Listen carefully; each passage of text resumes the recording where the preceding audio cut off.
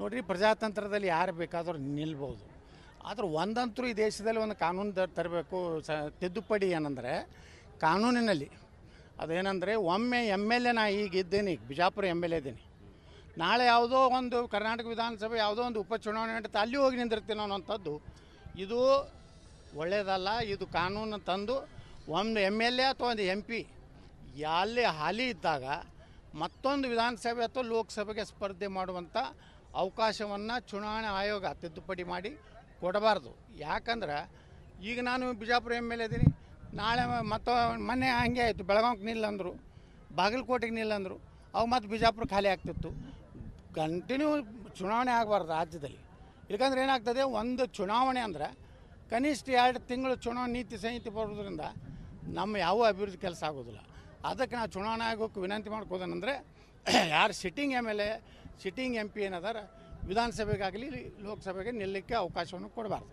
ಈಗ Yediyurappa and family ಜೊತೆ ಯತ್ನಾಳ್ ಅವರು ಕಾಂಪ್ರಮೈಸ್ ಮಾಡೋಕ್ಕೆ ಭಾಳ ಪ್ರಯತ್ನಗಳು ನಡೀತಾ ಇದ್ದಾವೆ. ನೋಡಿರಿ, ನಾನು ಒಬ್ಬ ಕಾಂಪಿಟೇಟರ್ ಇದ್ದೀನಿ.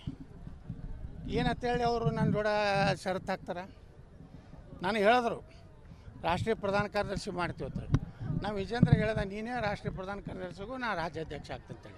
ಮದ್ಯದ ಬಗ್ಗೆ ಏನು ಹೆಚ್ಚು ಮಾಡಿದ್ರು ಏನು ತೊಂದರೆ ಇಲ್ಲ ನಮಗೇನು. ಆದರೆ ಬಾಗಿಲು ಪ್ರಾರಂಭ ಆಗಿ ಮತ್ತೆ ಕಾರ್ಮಿಕ ವರ್ಗದವರು, ಬಡವರು, ಅತಿ ಏನು ಕೆಳಮಟ್ಟದ ಮದ್ಯ ಕುಡಿದ್ರಿಂದ ಅವ್ರ ಜೀವನನೂ ಇದು ಆಗ್ತದೆ. ಇದನ್ನೆಲ್ಲ ಗಮನದಲ್ಲಿಟ್ಕೊಂಡು ಸಿದ್ದರಾಮಯ್ಯನವರು ಮುಖ್ಯಮಂತ್ರಿಗಳು ಇದನ್ನೆಲ್ಲ ಗಮನದಲ್ಲಿಟ್ಕೊಂಡು ಇವತ್ತೇನು ತಮಗೆ ಆಗದೇ ಇದ್ದರೆ ಹೇಳಿಬಿಡಲಿ, ಅವರು ನನಗೆ ಗ್ಯಾರಂಟಿ ಕೊಡೋದಾಗೋದಿಲ್ಲ, ಗ್ಯಾರಂಟಿ ಮುಂದುವರಿಸ್ಬೇಕಾದ್ರೆ ನಾ ಹಿಂಗೆ ಟ್ಯಾಕ್ಸ್ ಹಾಕೋತಗೋ ಅಂತ ಹೇಳಿಬಿಡಲಿ. ನಡಿ ಈಗ ಶುರು ಮಾಡೋಣ. ಕೇಸರಿಯಿಂದ ಮನೋಲ್ಲಾಸ ಮನಸ್ಸು ಮತ್ತೇರಿ ಕುಣಿದಾಡಿದೆ ನೋಡು, ಮನಸ್ಸು ಮತ್ತೇರಿ ಕುಣಿದಾಡಿದೆ ನೋಡು. ಕ್ಷಣ ಕ್ಷಣವೂ ಆಚರಿಸಿ ಕೇಸರಿ ಹಬ್ಬ. ವಿಮಲ್ ಬಾಯಲ್ಲಿ ಹೇಳಿ ಕೇಸರಿ. ರಾಜ್ಯದ ಜನ ಏನು ತೀರ್ಮಾನ ಮಾಡ್ತಾರೆ. ಇದ್ರ ಜೊತೆಗೆ ಯಾವ ಶಾಸಕರಿಗೂ ಸಮಾಧಾನ ಇಲ್ಲ, ಅಭಿವೃದ್ಧಿಗೆ ಹಣನೇ ಬರ್ತಾ ಇಲ್ಲ. ಇವತ್ತಲ್ಲೇ JT ಪಾಲ್ರು ಹೇಳ್ಯಾರ, ಈ ಗ್ಯಾರಂಟಿಯಿಂದ ನಮ್ಗೆ ಅಭಿವೃದ್ಧಿ ಆಗ್ತಾಯಿಲ್ಲ ಅಂತ. ಮತ್ತು ಚಲುವರಾಯ ಸ್ವಾಮಿ ಹೇಳ್ಯಾರ, ಅವರು ಸಚಿವ ಸಂಪುಟದಲ್ಲಿ ಶಾಸಕರಲ್ಲಿ ಈ ಗ್ಯಾರಂಟಿಯಿಂದ ನಮಗೇನೂ ಲಾಭ ಆಗಲಿಲ್ಲ, ನಾವು ಗ್ಯಾರಂಟಿ ಕೊಟ್ಟರೆ 28 ಲೋಕಸಭಾ ಗೆಲ್ತಿದ್ವಿ ಅಂತೇಳಿ ತಿಳ್ಕೊಂಡಿದ್ರು. ಆದರೆ ರಾಜ್ಯದ ಜನ ಭಾಳ ಬುದ್ಧಿವಂತರು, ವಿದ್ಯಾವಂತರು, ಸುಶಿಕ್ಷಿತರು ಅದಾರ ಅಂತೇಳಿ ದೇಶಕ್ಕೆ ಯಾರು ಬೇಕೋ ಅವ್ರಿಗೆ ಓಟ್ ಹಾಕ್ತಾರೆ, ರಾಜ್ಯಕ್ಕೆ ಯಾರು ಬೇಕೋ ಅವ್ರು ಓಟ್ ಹಾಕುವಂಥ ಸಾಮರ್ಥ್ಯ ಇಡೀ ದೇಶದಲ್ಲಿ ಯಾವುದಾದ್ರೆ ಕರ್ನಾಟಕ.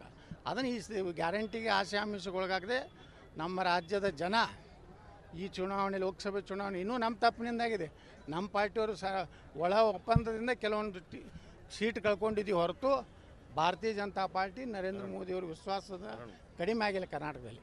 ಸರ್, ಈಗ ಚನ್ನಪಟ್ಟಣದ ಉಪಚುನಾವಣೆ ಸಂಬಂಧಪಟ್ಟಂಗೆ ಇದು ಬೆಂಗಳೂರು ಗ್ರಾಮಾಂತರ ಸೂತ್ರ ಕೂಡ DK ಶಿವಕುಮಾರ್ ಫ್ಯಾಮಿಲಿ ಅಲ್ಲಿ ನಿಲ್ಲತ್ತೆ